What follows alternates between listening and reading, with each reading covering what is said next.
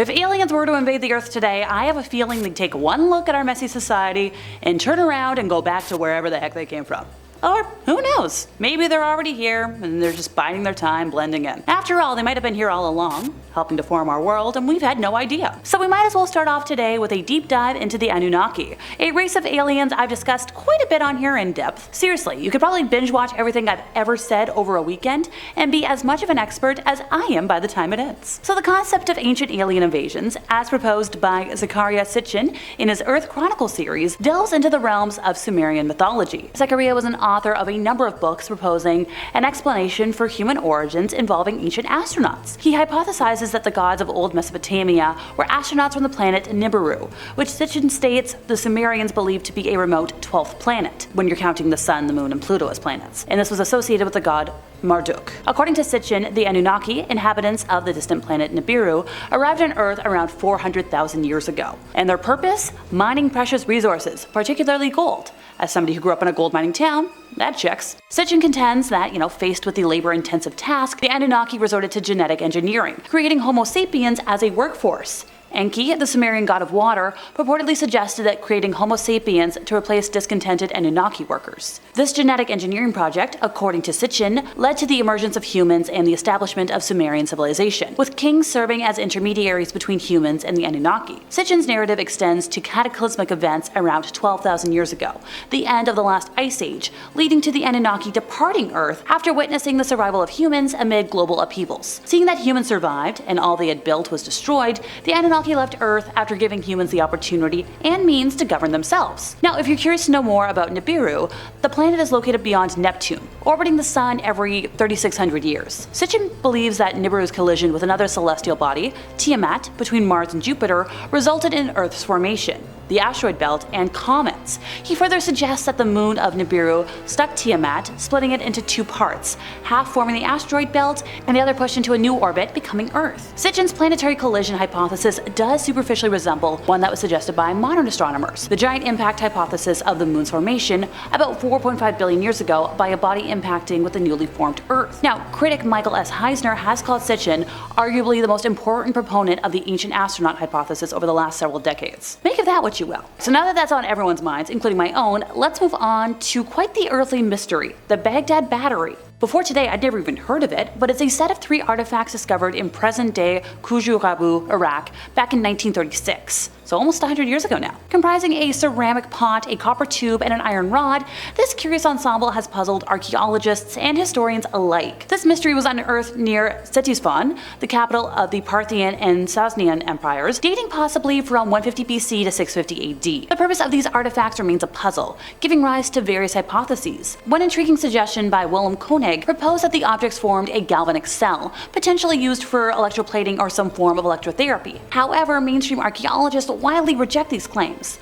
The artifacts themselves paint a curious picture, a terracotta pot housing a copper cylinder with an embedded iron rod, isolated by bitumen.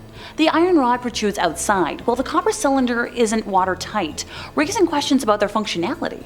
While Koenig speculated about electroplating, skeptics point to the lack of electrical connections and argue that the bitumen seal, being thermoplastic, would be impractical for a galvanic cell. Moreover, the absence of evidence for electroplating in the region during that period adds skepticism to the electroplating hypothesis. Another twist in the tale comes from the artifact's disappearance in 2003 during the US-led invasion of Iraq, adding a layer of mystery to an already perplexing tale. The lack of proper documentation during the initial excavation in 1936 only adds to the uncertainty surrounding this mysterious battery. Now, supporting experiments, similar to those conducted by Willard Gray after the Second World War, demonstrated current production when the artifacts were filled with grape juice. However, such experiments are met with skepticism due to their lack of quantifiable data and unclear documentation. Now, despite these experimental attempts, the purpose of the Baghdad Battery remains shrouded in ambiguity. Was it an ancient battery? An electroplating device? Or perhaps a vessel for sacred scrolls? The mystery endures, urging us to explore the realms of ancient ingenuity and posing questions about the advanced technological capabilities of our ancestors. So, you're telling me We have a collection of weird objects that suddenly disappeared without a trace? I'm calling it alien tech, and I'm not alone in my theory. Swiss author Erich von Däniken agrees with me. He believes that certain artifacts require a more sophisticated technological ability in their construction than that was available to the ancient cultures who constructed them. He's adamant that these artifacts were constructed either directly by extraterrestrial visitors or by humans who learned the necessary knowledge from said visitors. Now, this theory includes Stonehenge, Pumapunku, the Moai of Easter Island, the Great Pyramid of Giza, and the battery that I've been talking about for the last couple of minutes. Hey, speaking of Stonehenge, one of the never-ending questions about the ancient site is whether or not it contains hieroglyphics. And in 2015, a scientific paper was published by mathematician Dr. A. Zlobin in the form of a diary. He discovered Egyptian hieroglyphs in Stonehenge and determined the site as the solar Egyptian temple of the god Atum. However, there are several other theories that suggest that the site might have been used to record messages or stories. One theory suggests that the stones themselves might have been carved with those hieroglyphics. Now, this theory is based on the fact that many other sites, such as the pyramids of Egypt, which a lot of people think were built by aliens or helped with, were decorated with hieroglyphics. Another theory suggests that the stones might have been used as a giant sundial, with the hieroglyphics acting as a way to record the movements of the sun. Now, this theory is supported by the fact that Stonehenge is aligned with the movements of the sun and moon. Now, whatever the true purpose was, it's clear that the site was of great importance to the folks who built it. Now, speaking of which, who built it and why did they? Nabta Playa, as it is now known, isn't really accessible. It is thought that the stones are among the oldest astronomical alignments of megaliths in the world. They were built by maybe a nomadic society in the early centuries of Stonehenge, and it's pretty possible that they were built by an ancient civilization. Also, the tomb was filled with only cattle bones, which is pretty, curious. Now, my theory, and ergo why I made today's list, is that the anomalies point more towards alien advanced communication instead of isolated humans. Also, like I said, there haven't really been signs of human life, only cattle, which supports my theory. Also, throughout my time researching aliens, I've noticed a pattern. Where there are hieroglyphs, there are things that we as humans just can't explain. So my theory that I've mentioned, a million times, that one of the languages that aliens communicate with is hieroglyphics. And the reason they don't visit, more so now compared to in history, is because we just can't communicate with them, now that it's not a regularly used form of communication. Stonehenge is thought to have been formed between the ancient Neolithic and Bronze Ages, while the pyramids are thought to have formed from the Iron Age. So if you need more precision, Stonehenge is thought to be around 3,100 years old, while the pyramids are around 4,500 years old. So I guess that's all when the aliens were visiting? Alright folks, we're gonna move on. Have you ever heard of the Nazca Lines? So on a high and dry plateau some 200 miles southeast of Lima, more than 800 long, straight white lines are etched into the Peruvian desert, seemingly at random. With a combined length exceeding 1,300 kilometers, these lines form a colossal canvas on the desert floor. Now, joining them are 300 geometric shapes and 70 figures of animals. We're talking spiders, monkeys, hummingbirds, all sorts of things. They're one of the most perplexing mysteries in archaeology. Created between 500 BC and 500 AD, these geoglyphs consist of quite intricate designs, and some of them are visible by the air, what were the intentions of the creators? Now, two distinct phases mark the creation of these lines, with the Paracas phase spanning from 400 to 200 BC, followed by the Nazca phase from 200 BC to 500 AD. Initially discovered by Peruvian military and civilian pilots in the early 20th century, these lines have continued to captivate the imagination of researchers and enthusiasts alike. The longest of the lines runs straight as an arrow for miles, and the biggest shapes stretch nearly 1,200 feet across and are best viewed from the air. Now, first studied in the early 1900s, the designs were initially suspected to be aligned with constellations or solstices, but more recent work suggests that the lines point to ceremonial or ritual sites related to water and fertility. And in addition to being visible from the air, they're also able to be seen from surrounding foothills. Scientists suspect that the drawings are as many as 2 millennia old, and because of their age, size, and visibility, and mysterious nature, they're often cited as one of the best examples of alien handiwork on Earth, ergo why we're talking about them today. Otherwise, how would an ancient culture have been able to make such huge designs in the desert without being able to fly? And why? Remember Erich von Däniken?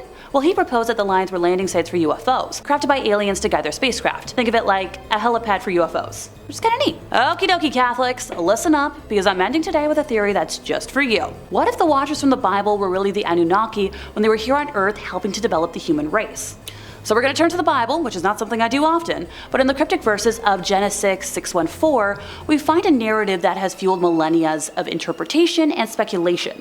These verses speak of the sons of God, daughters of humans, and the mysterious Nephilim entities that have sparked debates among theologians, scholars, and, interestingly enough, proponents of ancient astronaut theories. According to one perspective, these entities are seen as the varied progeny of Adam and Eve's descendants. However, an alternative interpretation suggests a more celestial celestial connection. The Book of Enoch, an apocryphal text, introduces us to the Watchers, a group of 200 angels who descended to Earth and giving rise to Nephilim, giants who devoured the fruits of human labor. This narrative takes quite the turn towards the extraterrestrial, as some ancient astronaut proponents argue that the Watchers were, in fact, beings from beyond our planet, observing and intervening in human affairs. The forbidden fruit, according to this interpretation, becomes a metaphorical step towards godlike knowledge and evolution. Also, these Watchers aren't just silent observers. These are instructors in the arts of cosmetics, sorcery, astrology, astronomy, meteorology, and more. The wealth of knowledge they share with humans is, well, according to this perspective, evidence of advanced extraterrestrial technology. As the narrative unfolds, divine retribution strikes in the form of a great flood, cleansing the earth of both the Nephilim and the humans who gained knowledge from the Watchers. Noah, forewarned of the impending cataclysm, becomes the key point of humanity's survival. Chuck Missler and Mark Eastman propose a more modern twist to this ancient tale, suggesting that UFOs today carry the descendants of fallen angels. According to their interpretation, Noah's genealogy remains untainted, representing an uncontaminated line amidst the broader amalgamation of extraterrestrial human hybrids. Now, we all remember Eric von Däniken? I've mentioned him quite a bit today. So he extends the extraterrestrial influence to the destruction of Sodom. In his view, the angels who visited Lot in Genesis 19 were in fact ancient astronauts wielding atomic weapons. Now, Mark Dem takes a more radical stance, suggesting that humanity's origins lie on another planet, and the God of the Bible is also an alien. This reimagining of Genesis presents a cosmos where our very existence is kind of intertwined with those we don't know. Alrighty folks, that brings us to the end of our list, which means it's time for another fun edition of comment section shoutouts. So from the top 5 mysterious shape-shifting alien entities caught on camera, user Scott Brooklyn 2995 said, "If there's one thing the Queen didn't do was goof off." And I absolutely agree with that. She was a hardworking lady her entire life. From top 5 disturbing creatures feared by the devil, user Paid Young True said, "Great video, Alexa, and I am not religious, but I think the only entity on this list that the devil would actually fear is God." Hey, thank you so much. Honestly, that could quite possibly be true. Ergo why I wish I could just ask the devil myself for clarification. And that's all from me today, folks. I've been Alexa, resident Ookie Spooky Girly, and if you enjoyed my ramblings today, could you help us out by giving this video a like, subscribing if you aren't already, hit the bell for more alien chatter from us here at Top 5 Scary Videos, and I'll see y'all next time, you lovely spooky people.